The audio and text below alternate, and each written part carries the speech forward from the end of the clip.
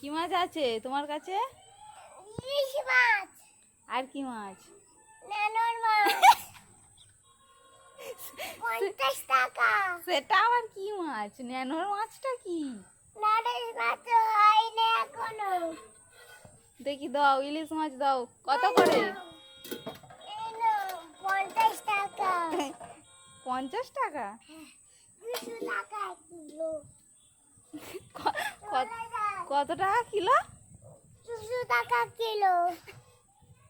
এই তো বললে 50 টাকা। চলে যাই বাজুলা। মাছ নেবে? এরা মাছ।